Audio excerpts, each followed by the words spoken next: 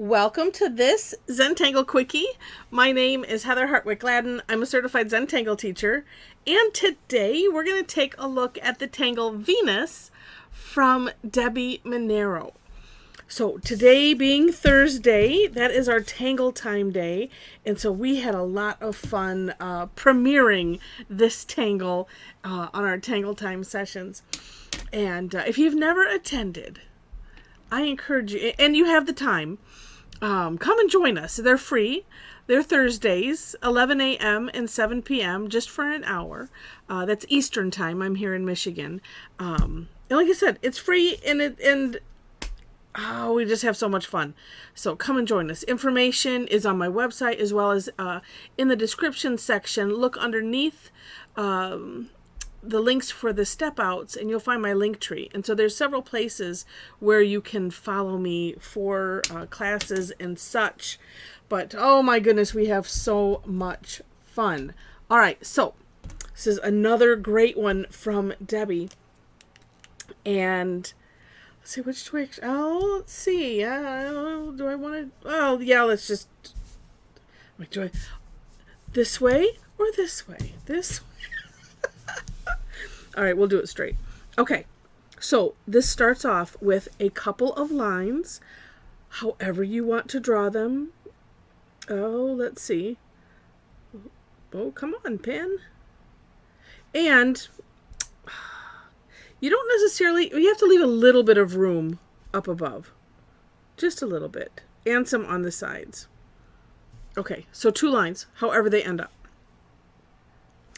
Then coming down a little bit from, I don't know, the top tip. From the top, coming down just a little bit, and that's up to you how much. We're going to do, if I can keep a hold of my pen, a nice C-shaped curve line. And then on the other side, same thing. Now, I'm going to turn my tile. I'm going to behave today. And I like to do that so that way I'm using the natural curve of my hand. Could do it this way, but sometimes it's just worth it to just move the tile. Okay, next. And I'll start from here again. Now, the reason we're leaving this gap is because we're going to do another C-shaped curve line, but from that tip. So you decide how far down you want to go.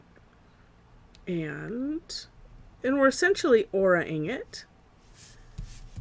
And I'm going to be daring. We'll come this way and land on that tip. There we go. Okay. More C-shaped curve lines next. So we're going to do these around the outer edge. And here, just something to consider. Well, and it does help that I've extended this. I made that one a little bit longer, and then this one didn't line up. So what you can do, use the takeoff and land concept, which is tracing over a little bit of this, and I'm going to incorporate that line, like so, except that I went over again. It's all right. We can course correct things. And so we're just doing C-shaped curve lines, however you want to do them, however tall or squatty or short. And I think it's best to start from the top. And actually in Deb's step out, she has arrows going this way. So that way it's like you're sure to start here, and then whatever ends up as you go, you can kind of adjust as you go. And so sometimes I like to, as we get to this point, it's like, okay, let's assess. As I'm making the curve, okay, all right, and there we're ending, and then I was like, I can finish one right here. See, I wasn't paying that much attention here. It all ends up good. It doesn't matter. Okay. And so I have 2 ways to look at the next step. 1, you could do it. 2, you could think of it as a decoration. But let's at least want to do, it's an additional curve line here. And so Deb has it filled in. And the fun thing about everything Zentangle is, you play with it however you want to play with it. Whatever you want to do, it's fine. if you end up making it like way different, then you call it a tangulation and make a step out and put it out there. Okay. So this is where it's like, yeah, let's see, which way do I want to go? I think I'm going to fill those in because I do like to, at least on this Quickie video, follow the step out, because that is my aim, is to aid in understanding how to do any particular tangle. And I do call it a Quickie because I try to have it be no nonsense. At the same time, you know, it has to be enjoyable and things. So, and I do always try to throw tidbits in about shading. It just depends on where, on the tangle, where where we go with the conversation, because I'm pretending like you are right here with me and we're having a chat about tangling, and it's fun. I'm giggling because I'm like going, it's just me and all my imaginary friends. It's all right. What's worse, talking to your pens and your paper and kind of yourself, or to imaginary friends? I don't know. I kind of like all of the above. It's fun. All right, and then you could, actually let me do it because I love. Well, she says you could do this, I kind of done it on both of mine, so maybe I'll leave that and we'll just do some shading.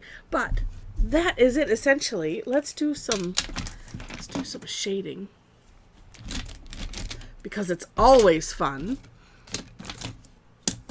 All right, and okay, that's a good one. Now to decide. Well, I think I'm going to do this. Whoops. Got some noises going on here.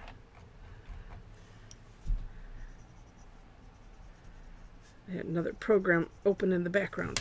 Okay, let's start here.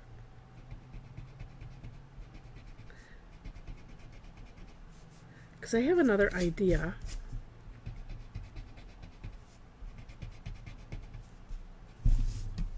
Oh, so that's kind of neat. Look at that, just popped that up and made it all shiny. Oh, let's bring this down just a little bit. Yeah. Okay, and then the other thing I was thinking was to come around here, around this edge,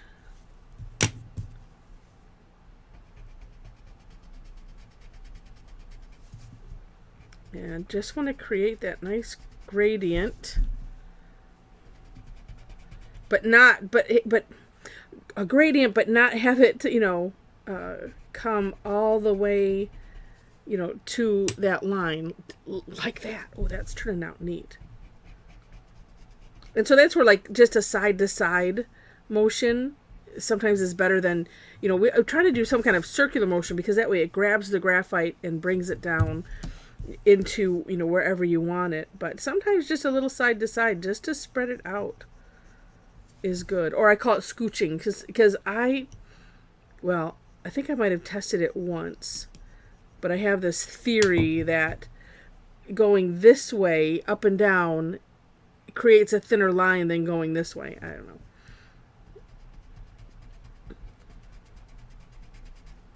And if your Tortillion is not wanting to grab the graphite right, sometimes if you lay it more on its side so that the little grooves can grab the graphite, that's helpful. But again, on something like this, even if you're going kind of side to side, the idea is you want a gradient, not, well, you know what? I take that back. If you want to fill it in all gray, of course you can. That's completely up to you. All right. Ooh, so that's neat. I like it. All right. And then I just have the need.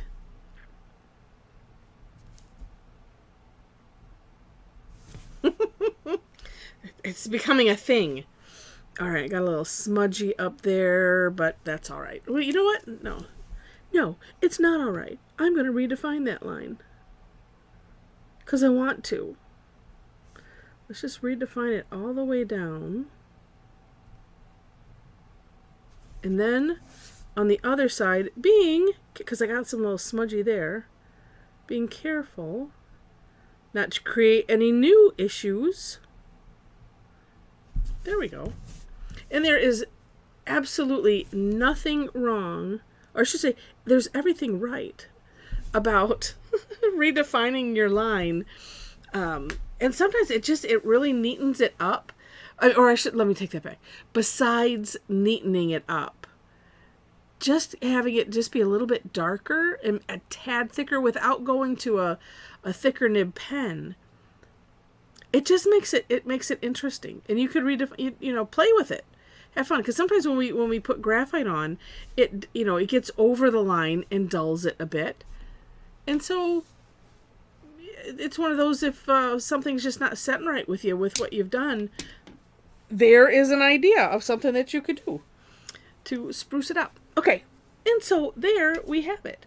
Again, take a look at the For More Inspiration link to see Debbi's work, her neat sample. And then I always do my own version of the step out as well, so you will find that in the description also.